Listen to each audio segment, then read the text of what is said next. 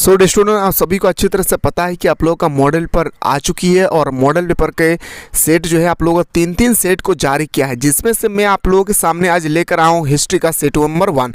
History के बाद आप कौन सा सब्जेक्ट के बारे में मॉडल पेपर देखना चाहते हैं 2024-25 के अकॉर्डिंग, तो जल्दी से आप लोग सारा विद्यार्थी कमेंट सेक्शन में कमेंट करें। आप लोगों का कमेंट को देखते ही मेरे दोस्तों अगला सब्जेक्ट को मैं बताने की प्रयास करूंगा। और ये बिल्कुल आप लोगों का ऑफिशियल पेपर है।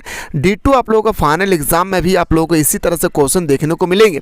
लेकिन इस बात को ख्याल रखिए मेरे भाई, याद रखिएगा ये जो आप लोगों का पेपर है ये आप लोग का अभी सेट नंबर 1 है। सेट 2 सेट 3 भी आप लोग अगर आप लोग देखना चाहते हैं तो इसके लिए भी आप लोग कमेंट सेक्शन में कमेंट करना ना भूले। तो चलिए सर हम लोग क्वेश्चन की ओर मूव करते हैं। स्टूडेंट, जैसे कि आप सभी को अच्छी तरह से पता है कि आप लोगों का क्वेश्चन 40 होगी और 40 क्वेश्चन डेढ़ घंटा का एग्जाम होगा। यानी अगर मैं बात करूं आप लोगों का 1.5 घंटा का एग्जाम नहीं, बल्कि मेरे दोस्तों अगर मैं बात करूं तो वो 1 ही घंटा का समय दिया जाएगा। और एक दिन में आप लोगों का 3 पेपर होगी और एक दिन में आपका 2 पेपर, यानी दोनों दिन में ही आप लोगों का एग्जाम पूरी तरह से समाप्त हो जाएगी। इस बात को भी आप लोग ख्याल रखिएगा मेरे भाई। अगर मैं बात करूँ आप लोगों को क्वेश्चन के अकॉर्डिंग, तो आप लोग जल्दी से मेरे दोस्तों याद रखिए, कमेंट सेक्शन में जरूर बताएं कि अगला सब्जेक्ट किस विषय में होना चाहिए। मेसोपोटामिया का नाम किस भाषा के शब्द से बना है, याद रखिएगा। मैं सॉल्यूशन के साथ आप लोगों को आंसर दे रहा हूं मेरे भाई, तो आप लोग जरूर इस वीडियो को ज़्यादा से ज़्यादा शेयर करेंगे, ठीक है। तो इसका राइट आंसर हो जाएगा जो मेसोपोटामिया है मेरे भाई, याद रखिएगा यूनानी। क्या हो जाएगी मेरे भाई? यूनानी इसका बिल्कुल सही उत्तर हो जाएगी। चलिए सर अगला क्वेश्चन है, क्वेश्चन नंबर नेक्स्ट है। सर पूछा गया है कि सिकंदर ने बेबीलोन को कब जीता। जो हमारे सिकंदर है उन्होंने बेबीलोन को कब जीता था, तो बताएंगे सर बेबीलोन को जीता था 331 ईसा पूर्व में। कब जीता था मेरे भाई? याद रखिएगा 331 ईसा पूर्व, यानी ऑप्शन नंबर हमारा बिल्कुल सही उत्तर हो जाएगी, 20 द राइट आंसर। बात करते हैं सर अगला क्वेश्चन कि दिनारियस क्या था। अगर मैं बात करूं आप लोगों का क्वेश्चन नंबर 3 का, दिनारियस क्या था, तो दिनारियस एक प्रकार का अगर मैं बोलूँ चांदी का सिक्का था। क्या था मेरे शेर सरनियों? तो बताएंगे सर एक प्रकार का चांदी का सिक्का था। अगला क्वेश्चन पूछा गया है सर कि इतिहास के पिता किसे कहा जाता है। अगर मैं बात करूं आप लोगों का इतिहास के पिता, तो हेरोडोटस को हम लोग इतिहास के पिता मानते हैं भाई। याद रखिए हेरोडोटस को क्या मानते हैं? इतिहास का पिता। अगला क्वेश्चन पे आते हैं और इसका पूरा का पूरा PDF अगर आंसर की के साथ अगर आप लोग चाहते हैं तो प्ले स्टोर से मिसाइल क्लासेस के ऐप को डाउनलोड कर लीजिए और वहाँ पे आपको एक कोर्स नज़र आएगी क्लास 11 स्पेशल बैच। वहाँ पे जाकर आप लोग अच्छी तरह से इन सारे नोट्स को मेरे दोस्तों अच्छी तरह से देख सकते हैं। क्वेश्चन नंबर नेक्स्ट पे आते हैं सर कि रोम साम्राज्य का प्रथम सम्राट कौन था। रोम साम्राज्य का प्रथम सम्राट था अगस्टस। कौन थे मेरे भाई? याद रखिएगा अगस्टस इसका बिल्कुल सही उत्तर हो जाएगी। बात करते हैं सर अगला क्वेश्चन है, क्वेश्चन नंबर हमारा 6 है।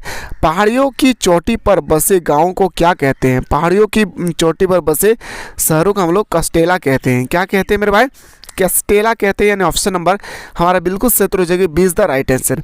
बात करते हैं सर अगला क्वेश्चन पे, इक्वाइट्स क्या, इकाइट्स से क्या तात्पर्य है, यानी मैं आपसे पूछा गया है इकाइट्स का अर्थ क्या होती है, तो बताएंगे सर आशोरोही। अब यहाँ पे बात आती है कि सर आशोरोही एक्चुअली हम लोग कहेंगे किसको, तो मेरे भाई आशोरोही उसे हम लोग कहते हैं जब घोड़े के द्वारा बैठकर युद्ध के मैदान में जाते थे उसको हम लोग बोलते थे आशोरोही। इस बात को भी ख्याल रखिए। अगला क्वेश्चन पे चलते हैं सर। अगला क्वेश्चन है क्वेश्चन नंबर हमारा जो 8 है। पूछा गया कि रोम साम्राज्य में गणतंत्र का कल कब से कब तक चला, यानी जो रोम साम्राज्य है इसका जो शासन काल है वो कब से कब तक चला था, तो 509 ईसा पूर्व से लेकर 27 ईस्वी पूर्व, यानी ऑप्शन नंबर हमारा बिल्कुल सही उत्तर हो जाएगी, इज द राइट आंसर। बात करते हैं सर अगला क्वेश्चन, गृह युद्ध से क्या तात्पर्य है। अगर मैं बात करूं जो गृह युद्ध है इसका मतलब होता है अपने ही देश में सत्ता प्राप्ति के लिए सशस्त्र संघर्ष करना, इसको हम लोग गृह युद्ध कहते हैं। फिर से सुनिएगा, गृह युद्ध किसे कहते हैं कि अपने ही देश में सत्ता प्राप्त करने के लिए युद्ध लड़ाना हमारा गृह युद्ध कहलाता है। क्वेश्चन नंबर 10 पे पूछा गया मेरे भाई, याद रखिए बर्बर शब्द किस भाषा से उत्पन्न हुआ है। जो हमारा बर्बर शब्द है वह किस भाषा के शब्द से है, तो यूनानी शब्द से है। कौन सा? यूनानी हमारा बिल्कुल सही उत्तर हो जाएगी। चलिए सर अगला क्वेश्चन पे आते हैं, क्वेश्चन नंबर 11 है। जर्मन शब्द फ्यूड का अर्थ क्या है। याद रखिए जर्मन शब्द जो है फ्यूड का अर्थ क्या है, आप सभी से पूछा गया। तो फ्यूड का अर्थ होते हैं मेरे दोस्तों एक भूमि का टुकड़ा। क्या होता है? याद रखिएगा एक भूमि का टुकड़ा, यानी ऑप्शन नंबर हमारा बिल्कुल सही उत्तर हो जाएगी, 20 द राइट आंसर। अगला question sir, question number next पे आते हैं सर, यायावर का अर्थ क्या है? यानी यायावर्त का अर्थ होता है घुमक्कड़। क्या अर्थ होता है मेरे भाई? याद रखिएगा, यायावर्त का अर्थ होता है घुमक्कड़। बोल सकता हूँ सर ऑप्शन नंबर ए इसका राइट आंसर हो जाएगी। बात करते हैं सर अगला क्वेश्चन पे, क्वेश्चन नंबर जो हमारा 13 है, चंगेज खां की मृत्यु कब हुआ था? जो हमारे चंगेज खां थे इसकी मृत्यु हुई थी 1227 ईस्वी। याद रखिए 1227 ईस्वी, यानी ऑप्शन नंबर में बोल सकता हूँ सर ऑप्शन नंबर हमारा बिल्कुल सही हो जाएगी। क्या? तो sir option number A is the right answer. इसके बाद फिर से कहता है कि कौन से सब्जेक्ट के बारे में देखना चाहते हैं, कमेंट सेक्शन में कमेंट करना ना भूले। क्वेश्चन नंबर नेक्स्ट पे आते हैं सर कि मेसोपोटामिया में इन्ना किसकी देवी थी? जो मेसोपोटामिया थे इसमें इन्ना किसकी देवी थी? तो बताएंगे सर, याद रखिएगा प्रेम एवं युद्ध के देवती। क्या हो जाएगी? प्रेम एवं युद्ध। अगला क्वेश्चन पे आते हैं सर, क्वेश्चन नंबर नेक्स्ट है, मैनर होता था। अगर मैं बात करूँ 15 नंबर में, मैनर, याद रखिए मेरे भाई, मैनर किसे कहते हैं? लॉर्ड के घर को हम लोग मैनर कहते थे। याद रखना है, लॉर्ड के घर को हम लोग मैनर हाउस कहते थे। मेसोपोटामिया सभ्यता की लिपि कैसी थी? अगर मैं बात करूँ क्वेश्चन नंबर 16 का, मेसोपोटामिया सभ्यता की लिपि कैसी थी? तो किलाक्षर लिपि की थी। कैसे थे मेरे भाई? याद रखिएगा किलाक्षर लिपि के थे, यानी ऑप्शन नंबर सी हमारा राइट आंसर हो जाएगा। बात करते सर अगला, टीथ क्या है? अगर मैं बात करूँ क्वेश्चन नंबर 17 पे, टीथ क्या है? तो टीथ एक प्रकार का, याद रखिएगा, टैक्स है भाई। क्या है? एक प्रकार का टैक्स है, इसको ख्याल रखिएगा। अगला क्वेश्चन पे आते हैं सर, क्वेश्चन नंबर नेक्स्ट है कि फ्रांसीसी समाज में अभिजात वर्ग किस श्रेणी में सम्मिलित था? तो बताएंगे सर इसका जो क्वेश्चन नंबर 18 का आंसर हो जाएगा द्वितीय वर्ग में। याद रखना है भाई, कहाँ पे? तो सेकंड क्लास में। ऑप्शन नंबर बी हमारा राइट आंसर हो जाएगी। बात करते हैं सर अगला क्वेश्चन पे, अगला क्वेश्चन है सर कि वर्तमान में फ्रांस में किस प्रकार की सरकार है? अगर मैं बात करूँ फ्रांस के बारे में, वर्तमान में किस प्रकार की शासन है फ्रांस में? तो गणतंत्रीय, यानी हमारा रिपब्लिक की। ऑप्शन नंबर बी हमारा सही हो जाएगी। अगला क्वेश्चन पे बात करते हैं सर, क्वेश्चन नंबर नेक्स्ट है सर, द लास्ट सफर चित्र किसने बनाया? अगर मैं बात करूँ क्वेश्चन नंबर 20 का, द लास्ट सफर चित्र जो बनाने वाले थे ना, वो है लियोनार्डो दा विंची, यानी ऑप्शन नंबर हमारा बिल्कुल सही हो जाएगी, ए इज द राइट आंसर। आइए सर बात करते हैं क्वेश्चन नंबर हमारा जो 21 है, ईसाई धर्म में ईस्टर से क्या आशय है? ईसाई धर्म में ईस्टर को क्या कहते थे? तो बताएंगे सर ईसाई मसीहा के पुनर्जीवित होने का प्रतीक, यानी ऑप्शन नंबर हमारा बिल्कुल सही हो जाएगी, ए इज द राइट आंसर। बात करते हैं सर अगला क्वेश्चन पे है, क्वेश्चन नंबर नेक्स्ट पे आते हैं, the civilization of the rainbow नामक पुस्तक किसने लिखा था? The civilization of the rainbow नामक पुस्तक लिखने वाले व्यक्ति था वार्क हार्ट। क्या था मेरे भाई? वार्क हार्ट। ऑप्शन नंबर बी हमारा राइट आंसर हो जाएगी। अगला क्वेश्चन पे आते हैं सर, क्वेश्चन नंबर 23 है कि द प्रिंस नामक पुस्तक की रचना किसने की? द प्रिंस नामक पुस्तक की जो रचना करने वाले थे वो है मैकियावेली। कौन थे मेरे भाई? मैकियावेली इसका राइट आंसर हो जाएगा। बात करते हैं अगला क्वेश्चन पे, क्वेश्चन नंबर 24 है कि नाइट्स कौन थे? अगर मैं बात करूँ नाइट्स, तो नाइट्स घुड़सवार के सैनिक थे। याद रखिए एक प्रकार का घुड़सवार के सैनिक थे। ऐसा ही क्वेश्चन है कि डिट्टू आप लोगों को फाइनल एग्जाम में देखने को मिलेंगे। छापे खाने का निर्माण किसने किया था? याद रखिएगा छापे खाने का निर्माण करने वाला था गुटेनबर्ग। कौन थे मेरे शेर उत्सर्रियों? याद रखिएगा गुटेनबर्ग। अगला क्वेश्चन पे आते सर, इसाबेला द इस्ते कौन थी?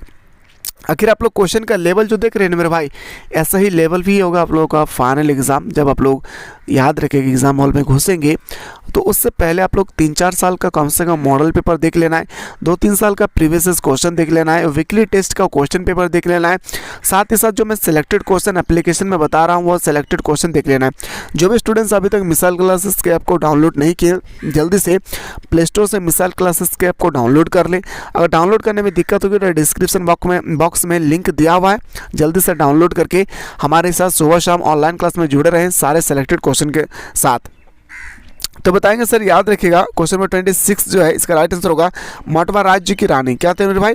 याद रखें मटवा राज्य की रानी। अगला क्वेश्चन पे आते हैं सर, क्वेश्चन नंबर नेक्स्ट है, चीन की साम्यवादी पार्टी की स्थापना कब हुई थी? चीन की साम्यवादी पार्टी की स्थापना कब हुई थी? 1921 में। कब हुआ था? 1921 इसका राइट आंसर हो जाएगा।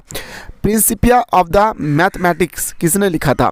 याद रखा है प्रिंसिपल ऑफ द मैथमेटिक्स का लेखक कौन है? 28। तो बताएंगे सर, याद रखें न्यूटन। क्या हो जाएगा मेरे भाई?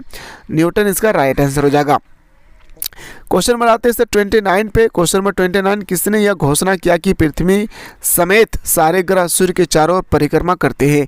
ये कहने वाला कौन था? तो याद रखें कोपरनिकस। कौन थे मेरे भाई? कोपरनिकस इसका राइट आंसर हो जाएगी। सोसाइटी ऑफ जीसस नामक पुस्तक किसने लिखा है? सोसाइटी ऑफ जीसस नामक संस्था किसने स्थापित किया था? तो क्वेश्चन नंबर 30 का हमारा राइट आंसर होगा लोयला। क्या हो जाएगा मेरे भाई, याद रखिएगा लोयला इसका राइट आंसर हो जाएगी। मार्टिन लूथर किस देश का निवासी था? अगर मैं बात करूं मार्टिन लूथर को, तो मार्टिन लूथर किस देश के निवासी था? जर्मनी का। कहाँ था मेरे भाई, याद रखिएगा जर्मनी के निवासी थे। अगला क्वेश्चन पे अगर मैं लेके चलो, अगला क्वेश्चन के रेड इंडियन कहाँ के मूल निवासी थे? रेड इंडियन की अगर बात करें तो बताएंगे सर उत्तरी अमेरिका। कहाँ के थे? याद रखिए उत्तरी अमेरिका इसका राइट आंसर हो जाएगी। क्वेश्चन नंबर नेक्स्ट पे आते हैं सर, क्वेश्चन नंबर 33 है, ब्रिटेन ने संयुक्त राज्य अमेरिका को एक स्वतंत्र देश के रूप में कब मान्यता दी है? तो याद रखना है इसका भी हमारा सही उत्तर हो जाएगी क्या? 1781। ऑप्शन नंबर बी हमारा राइट आंसर हो जाएगी। कैनवेरा को ऑस्ट्रेलिया की राजधानी कब बनाएगा? आप सभी को पता है कि ऑस्ट्रेलिया की राजधानी कहाँ है? कैनवेरा। तो कैनवेरा को ऑस्ट्रेलिया की राजधानी कब बनाया गया? तो इसका राइट आंसर हो जाएगी हमारा 1911। कब हो जाएगी? 1911 इसका राइट आंसर हो जाएगी। जापान में मेइजी पुनर्स्थापना कब हुई थी? जापान में मेइजी पुनर्स्थापना हुई थी 1867 से 1868 में। ऑप्शन नंबर ए हमारा राइट आंसर हो जाएगा। अगला क्वेश्चन पे आते हैं सर, क्वेश्चन नंबर 36 है कि जापान में तेज गति वाली शिकानसेन क्या है? तो बताएंगे सर 36 का हमारा राइट आंसर हो जाएगी, याद रखिएगा बुलेट ट्रेन। क्या हो जाएगा मेरे भाई? बुलेट ट्रेन इसका राइट आंसर हो जाएगा। क्वेश्चन नंबर 37 पे आते हैं सर, क्वेश्चन नंबर 37 है कि आधुनिक चीन के संस्थापक किसे माना जाता है?